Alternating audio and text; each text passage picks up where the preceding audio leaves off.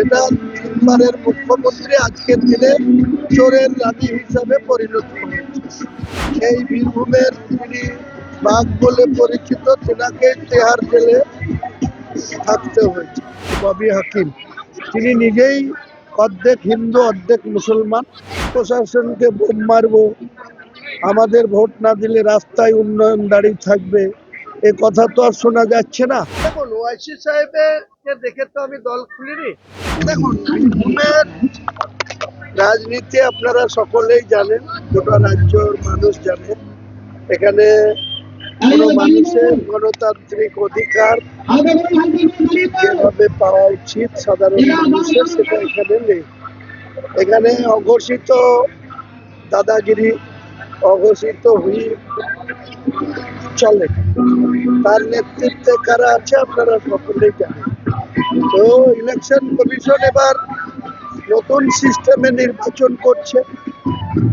যেদিন ইলেকশন হবে বা পোল হবে, সেদিন কোনো রাজনৈতিক দলের প্রার্থীদের ভেতরে কোনো এজেন্ট থাকবে না।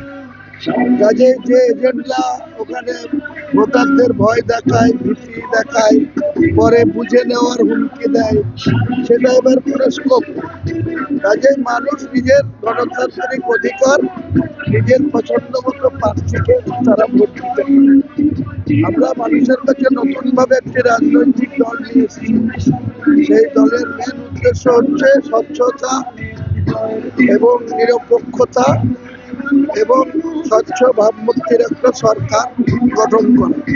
যেটা তিনবারের মুখ্যমন্ত্রী আজকের দিনে চোরের রানী হিসাবে পরিণত হয়েছে এবং তুলাবাজের সরকার হিসাবে পরিণত হয়েছে। রাজ্যের ক্যাবিনেট, একাধিক মন্ত্রী, বিধায়ক, আমলা জেল খেটেছে। সেই বীরভূমের যিনি বাঘ বলে পরিচিত, তেনাকে তেহার জেলে থাকতে হয়েছে। কাজে আগামী দিনে মানুষ শেষ কথা বলে, গণতান্ত্রিকভাবে মানুষ তাদের রায়দান প্রকাশ করবে।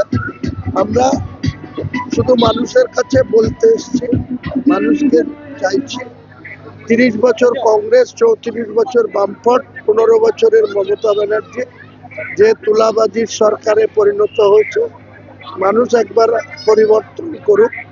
এর আগে 2011-তে মমতা ব্যানার্জি বামফ্রন্টের পরিবর্তনের সরকার চেয়েছিলেন, তিনি নিজে তিনবার মুখ্যমন্ত্রী হয়েছিলেন। আজকের দিনে তার সেই সততার প্রতীক বা বাংলার অগ্নিকন্যা নামটাই মুছে গিয়েছে বাংলার মানুষের কাছে। আজকে তারা পুরো তুলাবাজের একটা সরকার, চাকরি বিক্রি করা সরকার এবং সর্বত্রই দুর্নীতিতে ডুবে গেছে।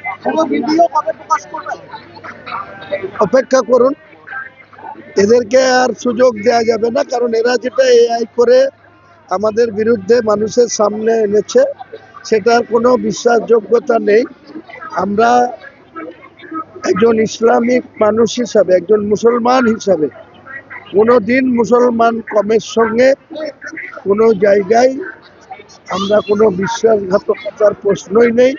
এবং যারা কুমিরের কান্না কাঁদছে, যে ববি হাকিম, তিনি নিজেই অর্ধেক হিন্দু অর্ধেক মুসলমান, এবং মমতা ব্যানার্জি, অভিষেক ব্যানার্জিরা আজকে বাংলার মানুষের কাছে ভোট নিয়ে তারা যে কর্মসংস্থান থেকে শুরু করে সরকারি কর্মচারীদের ন্যায্য পাওনা থেকে শুরু করে আজকে এডুকেশন, যে প্রাইমারি স্কুল থেকে শুরু করে স্কুলের টিচারদের সংখ্যা দেখুন, স্বাস্থ্য পরিষেবা দেখুন, মেডিকেল কলেজগুলোয় যান, একটা বেডে 3টে করে রুগী শুয়ে থাকে, আর এরা লোককে নিদান দেয়, মুড়ি চপ মুড়ির দোকান খুলছে। এই সরকারের পুরো পরিবর্তন দরকার, মানুষ ঠিক যোগ্য জবাব দেবে। দেখুন তো, এবারে তো সেই হুইপ দেওয়ার আওয়াজ, যে পুলিশ প্রশাসনকে বোম মারবো, আমাদের ভোট না দিলে রাস্তায় উন্নয়ন দাঁড়িয়ে থাকবে, এ কথা তো আর শোনা যাচ্ছে না। তিহার থেকে ফেরত এসে অনেক সংশোধন হয়েছে, দেখুন না বীরভূমের মানুষ কি চায়। দেখুন, ওয়াইসি সাহেবকে দেখে তো আমি দল খুলিনি। আমি 22 ডিসেম্বর 2025 আম জনতা উন্নয়ন পার্টি রেজিস্ট্রেশন করেছি। পরবর্তীকালে 24 মার্চ 2026 আমার হুইসেল চিহ্ন বা সিম্বল অ্যালট পেয়েছি ইলেকশন কমিশন অফ ইন্ডিয়ার কাছ থেকে। ওয়াসি সাহেব সিনিয়র মোস্ট একজন ব্যারিস্টার মানুষ, লন্ডনে পড়াশোনা করা মানুষ। ওনাকে আমি ব্যক্তিগত স্তরে অত্যন্ত শ্রদ্ধা করি, একজন যোগ্য সম্পন্ন ব্যক্তি এবং মেম্বার অফ পার্লামেন্ট।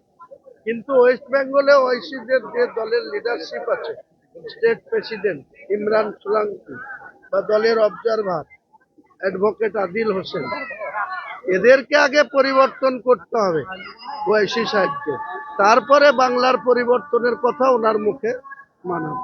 20 কোটি টাকা নিয়ে ডিল করে নিয়েছে আপনি বলেছেন। হ্যাঁ, এটা আমার কাছে অনেক খবর আছে। আমাদের অনেক প্রার্থীকে, যাদেরকে এই টিএমসির যুবরাজ অভিষেক, যাদের ফোন ধরতো না, যাদের কোনো কথাই বলতো না, যোগাযোগই রাখতো না, সেই সমস্ত লোককে আজকে আমাদের নামের প্রার্থী তালিকাতে নাম হওয়াতে কাউকে 15 লাখ, কাউকে 25 লাখ, কাউকে 30 লাখ দিয়ে পারচেজ করে নিয়েছে ওদের বিরুদ্ধে যাতে প্রার্থী না থাকে। তাহলে এখান থেকে বোঝা যায় তৃণমূল ভয় পেয়েছে, তৃণমূল হারার আতঙ্কে দিন কাটে। আপনি তো পুরো ফ্যাক্টর হয়ে গেছেন বীরভূমে। নিশ্চয়ই গোটা রাজ্যেই ফ্যাক্টর হবে। আপনি 4 মে দেখবেন এই সরকারটাকে।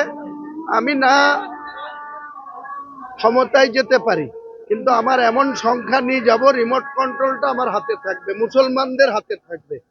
বাংলার শুরু থেকেই ব্রাহ্মণ সমাজ, সেই অতুল্য ঘোষ থেকে অজয় মুখার্জি, বিধানচন্দ্র রায়, সিদ্ধার্থ শঙ্কর রায়, জ্যোতি বসু, বুদ্ধদেব ভট্টাচার্য, মমতা ব্যানার্জি, তারা যে রাজ করেছে, আগামী দিনে বাংলার মুসলমানরা 4,26,00,000 মুসলমান, 2,86,00,000 মুসলমান ভোট, কিছু সংখ্যক বাদ গিয়েছে, তাদেরকে এই মমতা ব্যানার্জি আবার ট্রাইব্যুনালে যাওয়ার রাস্তা দেখিয়ে দিচ্ছে। কিন্তু ভারতবর্ষের স্থায়ী নাগরিক যারা রাষ্ট্রবাদী মুসলমান, তাদের ভোটার লিস্টে নাম তুলতে গিয়ে কেন ট্রাইব্যুনালে যেতে হবে?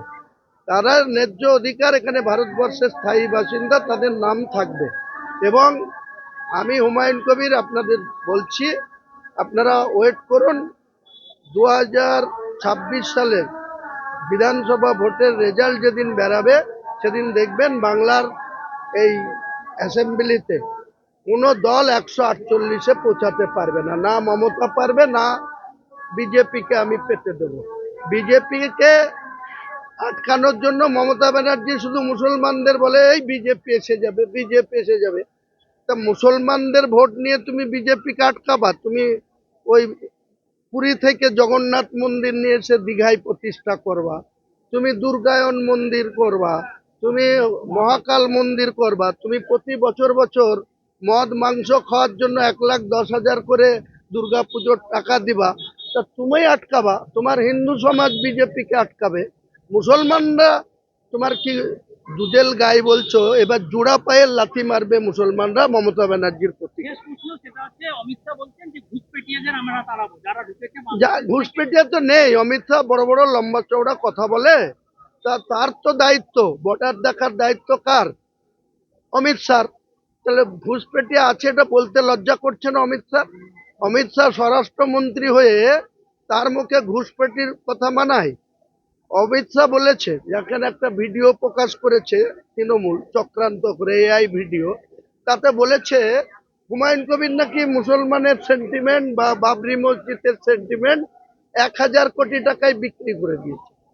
তা আমি মুসলমানের বাচ্চা, আমার বাপের নাম ছিল জহিরুদ্দিন, আমি হুমায়ুন কবির, আমার জীবন থাকতে বিজেপির কোনো শক্তির সঙ্গে কম্প্রোমাইজ করব না। ও বলেছে আমরা যদি 20 বছর বিরোধী আসনে বসতে হয়, তাহলেও হুমায়ুন কবিরের সাথে কোনো আপোষ করব না। আমি বলছি আমি জীবনে যত মমতা বন্দ্যোপাধ্যায়ের লোক আপনাকে দিয়ে ইয়ে করাচ্ছে, বাপি মমতা বন্দ্যোপাধ্যায়ের মতো মিথ্যাবাদী মহিলা আমার মনে হয় গোটা পৃথিবীতে খুঁজে পাওয়া যাবে না। এর মতো মিথ্যাবাদী আর আজকের দিনে চোরের রানী যত রকম। আপনি ওনাকে প্রশ্ন করুন তো, যে কালীঘাটে ওনার একটা প্লটের মালিক ছিল, 29টা প্লট কি করে হলো? উনি লোককে নিদান দিচ্ছেন চপ মুড়ির দোকান করতে, তো ওনার ভাইপোকে আগে চপ মুড়ির দোকান খুলতে বলুন। উনাকে এখানে ছেড়ে দিয়ে হেরে যাবে, সেদিন ওনাকে ওই এতে জগন্নাথ ধামে কাঠের মালা পরিয়ে ওনাকে ওখানে যেয়ে মালা জপতে বলবো আর হরিনাম করতে বলবো। দেখুন, সেই দিন চলে গেছে। এক সময় হুঙ্কার আপনারা দেখেছেন, পুলিশের ডিএসপির সামনে বোম মারার আওয়াজ। আজকে ওদের ঘরে ঘরে অনেক লড়াই আছে। বাংলার মানুষ ঠিক করবে, বীরভূমের মানুষ ঠিক করবে কাকে তারা ভোট দেবে।